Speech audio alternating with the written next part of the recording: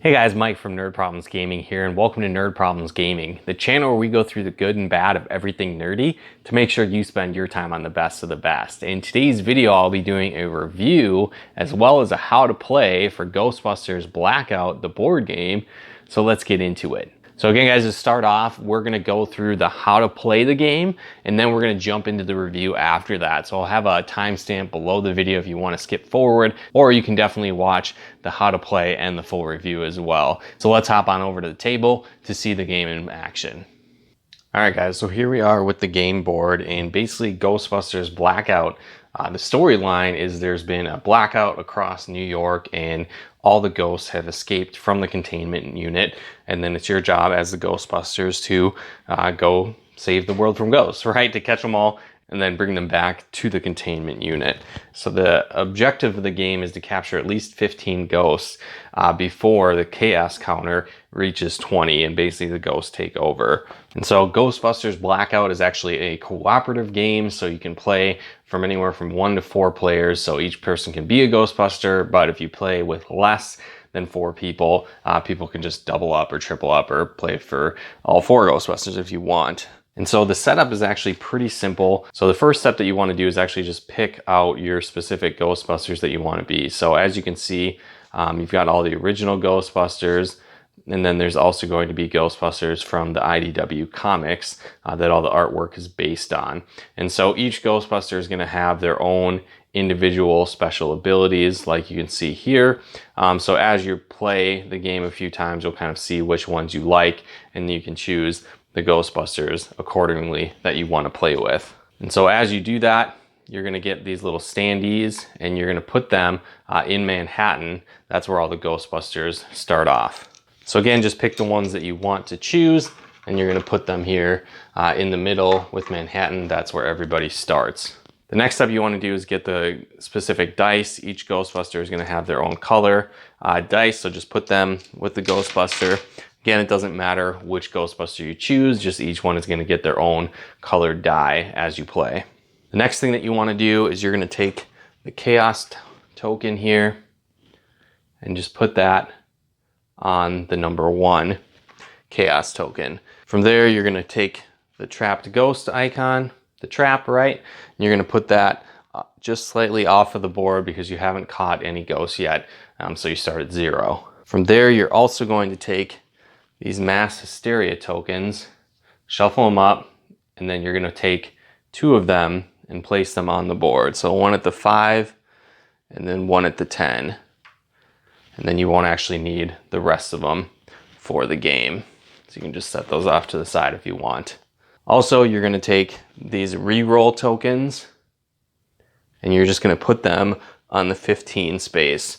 That'll come into play later when you reach that point on the chaos meter. From there, you're going to shuffle the equipment cards and then you're going to deal out 4. I've already done that. You're going to be able to buy those throughout the game. And then also you're going to want to shuffle the ghost deck, and then you're going to flip them out across the borough. Now you're going to place them clockwise direction, starting with Manhattan where all the Ghostbusters are. And so you just flip these up. Again, they're randomized each time, going around the board, and then you'll just simply leave the ghosts to add them as you play. So at this point, you're completely set up and we can dive into actually playing the game at this point. So the first phase that you want to do when playing the game is spawning the ghosts. Now, as you start for the first time, this has already happened, so you don't actually need to spawn any new ghosts, but this is the phase order that you're going to go in. And so what you do if there's any blank spaces on the board, say you had defeated this one, for example, you're going to go in clockwise order again, flipping up new ghosts onto those positions that are open. Along with phase 1 of putting out the ghosts, you also want to make sure you activate any ghosts that need to be activated. So some ghosts will actually cause things to happen during the round as you're playing with them. Others will cause things to happen at the end of the round. So you just need to make sure that you read the cards and see what they say. When you cause chaos, for example, at the end of a round, that's when that happens. But some of them, like this card, for example, say, before rolling dice at the beginning of each round, possess all Ghostbusters in the borough. So in that case, I would need to possess the Ghostbusters with one of these possession tokens and simply place that on them. So when you're possessed, all that means is that you can't use dice on any ghost, basically attacking them. You can do everything else that a Ghostbuster normally would, you just can't attack other ghosts. So if you want to get rid of that possession, all you need to do is have that player use a no ghost symbol to get rid of that. You can also have other Ghostbusters give you one of their no ghost symbols if they happen to be in the same burrow to cure that possession. The second phase is going to be simply rolling the dice. So each Ghostbuster will go through and roll their individual dice. And that's what you're going to basically pool your actions from as you play. Now, once all the dice have been rolled across the table, you're going to go through and activate each individual Ghostbuster. Now, each die has their own special ability. For example, the PKE meter here, you're going to be able to use that to buy equipment in the store. Some ghosts also require you to use this. You've got the proton stream, which again will be placed on specific ghosts.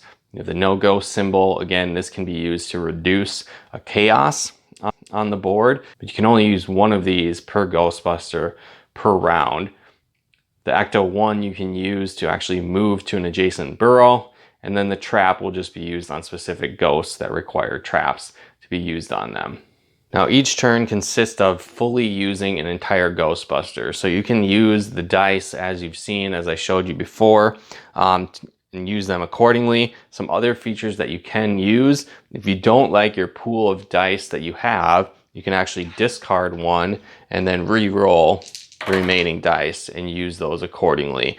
You can also discard 2 die to move if you didn't happen to have an Ecto 1 space to move your Ghostbuster. Another thing that you can do if you happen to be in a burrow with another Ghostbuster, you're able to give them one of your die, but it stays as it is. They are not able to re-roll that, and they take it as the die is. And then also as you play, you need to use all of your Ghostbusters moves.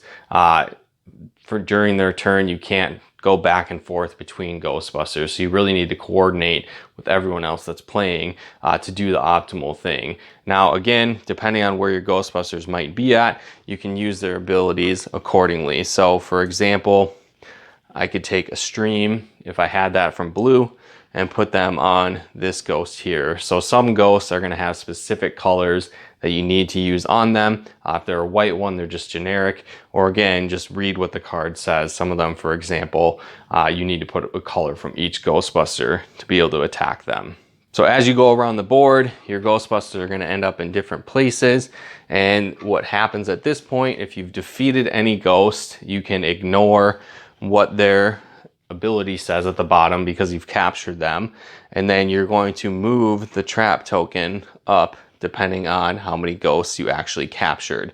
When you do reach this 5 ghost point, you're going to flip that up and read it. So as you can see from this one, immediately discard all ghosts rolled this round.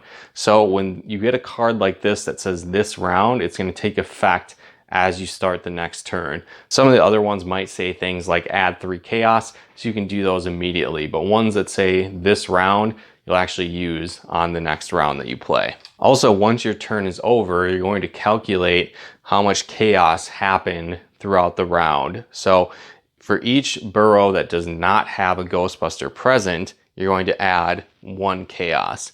You'll also read what the card does because it might add additional chaos. So in this round, for example, we've got 1 chaos here, cause chaos 1 per round, so that'll be 2. We go to this burrow, the Ghostbuster is covering the chaos symbol, so you won't activate that, but the card does says cause 2 chaos per round, so 1, 2. Again, we'll go to this one. We already used that ability to possess the Ghostbusters, but it does also add a chaos per round, so we're going to need to add another one. If you did happen to defeat a ghost, you don't actually have to count that chaos there, and there also could be a Ghostbuster not there as well, and you can disregard adding chaos on that space. Also, as your chaos token moves up, when you hit the 15 point, all the Ghostbusters will now get this re-roll die, and this is actually a free re-roll, which is very convenient. Normally you have to sacrifice a die to be able to re-roll the die, but with one of these tokens you can actually re-roll your dice as you want, and then you can even re-roll ones that you may have discarded earlier in the phases of your Ghostbusters turn. So it's a very powerful thing. So everybody gets one. You can't trade these either, so each Ghostbuster is only going to have one of them. After that has been calculated, you're going to move on to the next round. And so again, you'll simply refill the ghosts accordingly. The Ghostbusters will all re-roll all of their die. And then you'll go through the process of seeing if any of the ghosts have abilities that need to be used. And then you'll be able to take your Ghostbusters turns at that point. And again, this play rotation of phases will just continue until you either lose or win the game as the Ghostbusters. Now, when it comes to equipment cards and buying them, you'll simply need to use the different amounts of PKE meters to purchase them. And when you purchase them, there's different kinds as well. So there's terrain equipment cards, passive equipment cards that you'll just equip, and you'll have that ability on an ongoing basis. And then there's also equipment cards that you need to discard. And so it's kind of like a one-time use when you have those. So for example, with this terrain one, if I bought it, it would be where I bought it, and it's going to be placed in the burrow according to what the card says. And then that ability actually lasts the entire game unless a ghost causes that to be removed. Each time you buy a equipment card as well, you're just going to immediately flip up the next one and have that available to purchase for the other Ghostbusters. One final rule to definitely be aware of is the order of conflicting rules. So this happened occasionally when we were playing it, but basically you're going to use the equipment rule first, then ghosts, then your character abilities, and then what is reflected in the rule book. So occasionally that comes up where you're going to have to go in this order if there's conflicting rules on the board, but this is the order that you'll follow: equipment, ghosts, character ability, and then the rule book from there. There's also an opportunity if you want to play on easy or hard mode.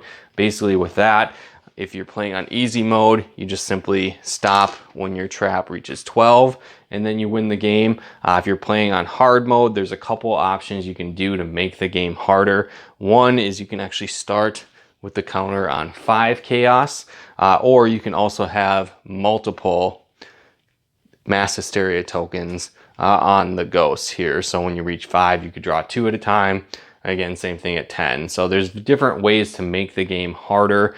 I think as you play the game, you can kind of get the hang of things. You'll know what Ghostbusters you want to use.